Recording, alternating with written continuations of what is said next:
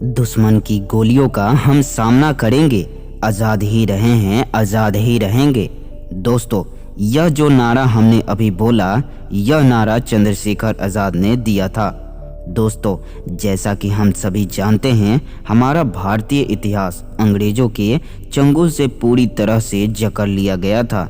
ऐसे में भारतवर्ष के नागरिकों को अंग्रेजों के द्वारा किए जाने वाले जुल्म को सहना पड़ता था। भारतीय इतिहास में ऐसे बहुत से नागरिक थे जिन्होंने अंग्रेजों की गुलामी स्वीकार नहीं की और भारत की आज़ादी के लिए कठिन परिश्रम किया। ऐसे में ही एक नाम हमारे सामने आता है, देश के महान क्रांतिकारी चंद्रशेखर आज़ाद का। चंद्रशेखर आज़ाद देश के ऐसे महान क्रांतिकारी थे जिन्होंने भारत माँ की स्वतंत्रता के लिए अपने प्राणों को हंसते हंसते न्यौछावर कर दिए। चंद्रशेखर आज़ाद बहुत ही उग्र स्वभाव के व्यक्ति थे, जिसके कारण वे अपने बचपन से ही भारत में होने वाले क्रांतिकारी गतिविधियों में भाग लेते थे। चंद्रशेखर आज़ाद ने एक ऐसी कसम खाई थी कि वे अपने जीते जी कभी भी अंग्रेजों के हाथ नहीं आएंगे।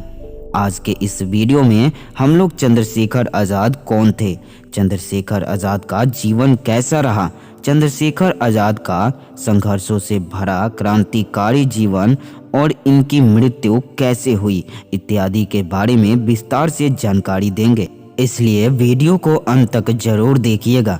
नमस्कार दोस्तों, स्वागत है आपके अपने YouTube चैनल LMC मंजीत पर। तो चलिए जानते हैं सबसे पहले चंद्रशेखर आज़ाद कौन हैं। चंद्रशेखर आज़ाद भारत के क्रांतिकारी हैं, जो कि भारत के प्रसिद्ध क्रांतिकारियों में से एक हैं।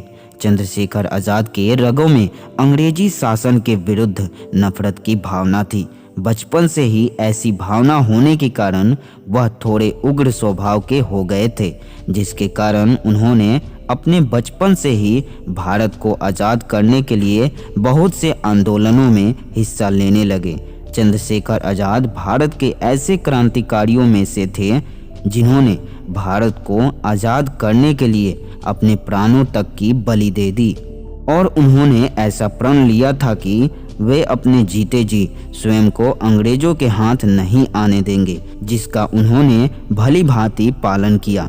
चंद्रशेखर आज़ाद का जन्म 23 जुलाई 1906 को भावड़ा गांव, जो आज चंद्रशेखर आज़ाद नगर नाम से प्रसिद्ध हैं, अलीराजपुर मध्य प्रदेश में हुआ था।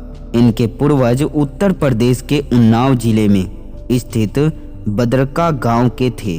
चंद्रशेखर आज़ाद एक ब्राह्मण परिवार से संबंध रखते थे। चंद्रशेखर आज़ाद के पिता का नाम पंडित सीताराम तिवारी था, जो कि पेशे से एक पंडित थे, और इनकी माता का नाम जगरानी देवी था। इसके अलावा चंद्रशेखर आज़ाद के एक बड़े भाई भी थे, जिनका नाम सुखदेव पंडित था। चंद्रशेखर आज़ाद के भाई भी उन्हीं की तरह एक वीर और साहसी क्रांतिकारी थे। चंद्रशेखर आज़ाद और सुखदेव पंडित दोनों ही काफ़ी कम उम्र में भारत की स्वतंत्रता के लिए शहीद हो गए थे। चंद्रशेखर आज़ाद एक ब्राह्मण परिवार से संबंध रखते थे, अतः चंद्रशेखर आज़ाद के बचपन का नाम चंद्रशेखर तिवारी था।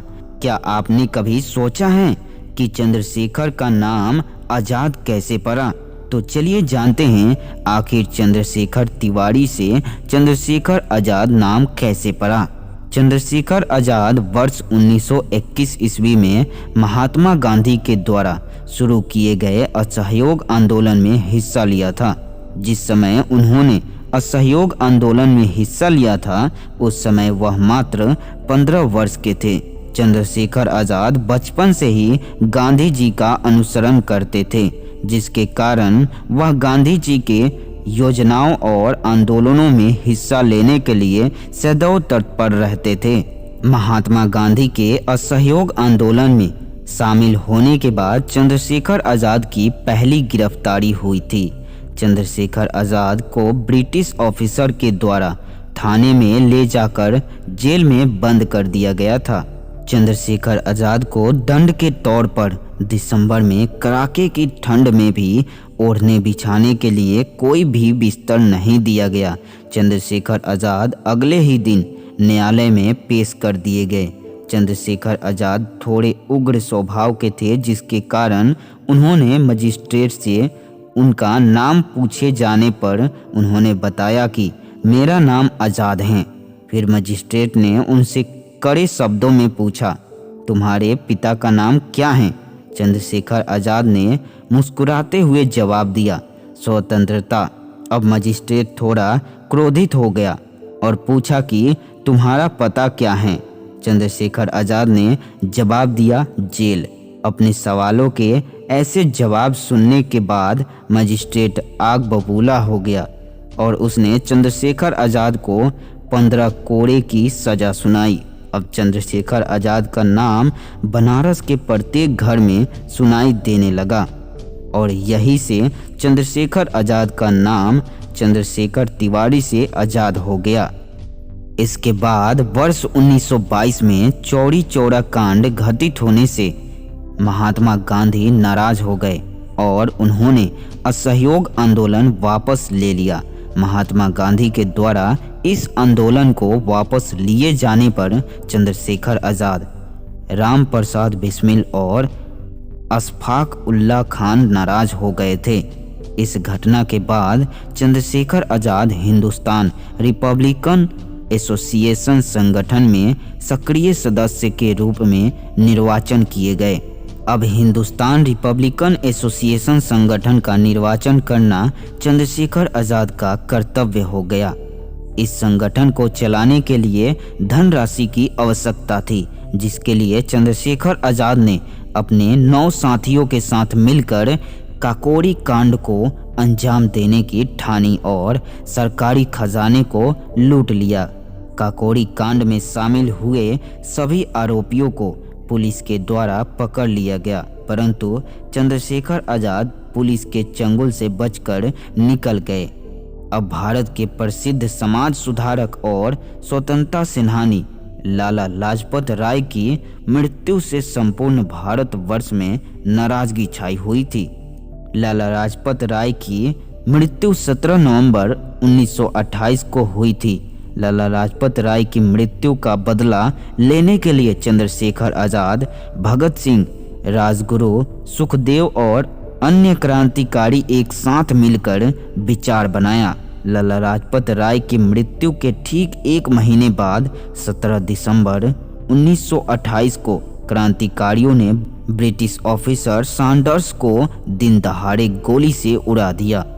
इन सभी के बाद चंद्रशेखर आज़ाद ने अपने क्रांतिकारी जीवन कुछ दिनों तक झांसी में भी व्यतीत किया था।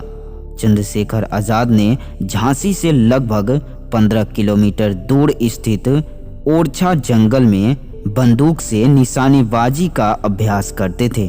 चंद्रशेखर आज़ाद स्वयं के साथ साथ अपने नौजवानों को भी निशानेबाजी की शिक्षा देते थे। ऐसा कई दिनों तक साधु के भेष में किया। चंद्रशेखर आज़ाद ने अपनी क्रांतिकारी गतिविधियों को इतना विस्तार दे दिया था कि ब्रिटिश शासक उनसे भयभीत रहते थे। चंद्रशेखर आज़ाद ब्रिटिश शासक की लिस्ट में सबसे ऊपर थे। भारतीय ईस्ट इंडिया के पुलिस ऑफिसर चंद्रशेखर आज़ाद को जिंदा या मुर्दा किसी भी हालत में पकड़ना चाहते थे। चंद्रशेखर आज़ाद इलाहाबाद के अल्फ्रेड पार्क में अपने 2 सहयोगियों से मिलने के लिए आने वाले थे।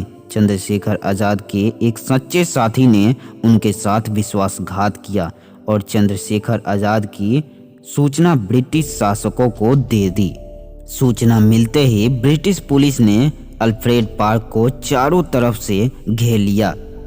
जैसे ही चंद्रशेखर आज़ाद इस पार्क में आए, वैसे ही ब्रिटिश पुलिस कर्मी ने उन्हें घेर लिया और उन्हें आत्मसमर्पण करने का आदेश दिया। परंतु चंद्रशेखर आज़ाद ने अपनी वीरता का प्रदर्शन करते हुए अकेले ही 3 पुलिसकर्मियों को मार डाला। चंद्रशेखर आज़ाद ने इसके बाद भी स्वयं को पुलिसकर्मियों से घिरा हुआ महसूस पाया, जिसके कारण उन्होंने अपनी कसम का ध्यान रखते हुए स्वयं को ही गोली मार ली और शहीद हो गए।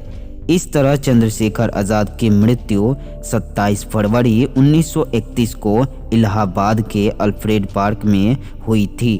तो दोस्तों, हमने इस वीडियो के माध्यम से चंद्रशेखर आज़ाद का जीवन परिचय विस्तार से बताया। उम्मीद करता हूँ कि इनके बारे में बहुत कुछ जानकारी मिली होगी और बहुत कुछ सीखने को मिला होगा। तो इसी के साथ मिलते हैं एक और बेहतरीन वीडियो के साथ। तब तक के लिए धन्यवाद।